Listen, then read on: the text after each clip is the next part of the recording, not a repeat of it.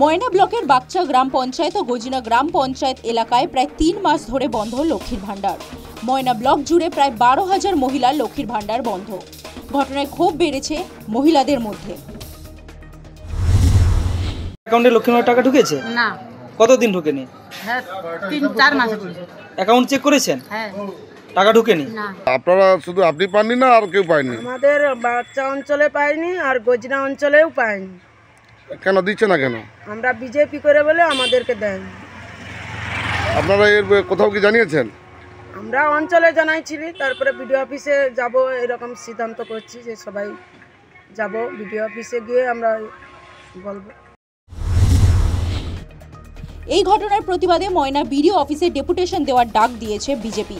নির্বাচনে ২ গ্রাম পঞ্চায়েতে বিজেপি জয়ী হয়েছিল, সেই কারণেই তৃণমূলের পঞ্চায়েত সমিতি ইচ্ছাকৃতভাবে বন্ধ করিয়েছে লক্ষ্মীর ভাণ্ডার বলে অভিযোগ বিজেপির।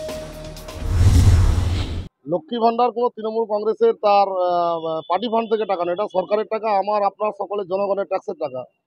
বাগচা এবং গজিনা অঞ্চল বিরোধীদের দখলে, বিজেপির দখলে থাকার জন্য ইনারা যে জিনিসটা করছেন সেটা খুব ন্যাক্কারজনক। আজকে আমরা বিডিও সাহেবের সঙ্গে দেখা করলাম এবং কালকের মধ্যে যদি না দেখেন পরশুদিন কিন্তু আমরা আপনার অঞ্চল বিডিও অফিস ঘেরাও করব এবং কেন দেওয়া হয়নি, সরকারি টাকাকে কেন এভাবে বিরোধী অঞ্চল আছে কেন বঞ্চনা করা হবে, এর জন্য কিন্তু তীব্র প্রতিবাদ হবে।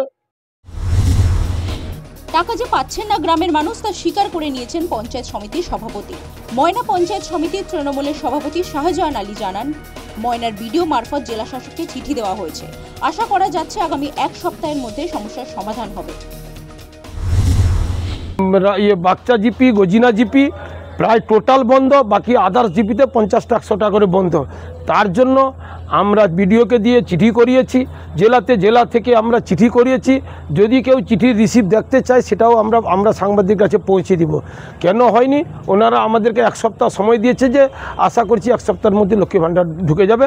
তবে এত আতঙ্কিত হবার বিষয় নেই। মমতা বন্দ্যোপাধ্যায় তার নাম, সে হচ্ছে জননেত্রী, কোনো মানুষকে বঞ্চিত করবেনি। তার নাম হচ্ছে মমতা বন্দ্যোপাধ্যায় আর তার যুবনেতা হচ্ছে অভিষেক বন্দ্যোপাধ্যায়। বিজেপির অভিযোগ, বারংবার প্রশাসনকে জানিয়েও কোনো লাভ হয়নি। প্রশ্ন উঠছে, তাহলে কেন কোনো অদৃশ্য কারণে প্রায় ৩ মাস গ্রামের মহিলারা প্রাপ্য ভাতা থেকে বঞ্চিত রইলেন? তাহলে কি বিজেপির আনা অভিযোগই সত্যি? News time.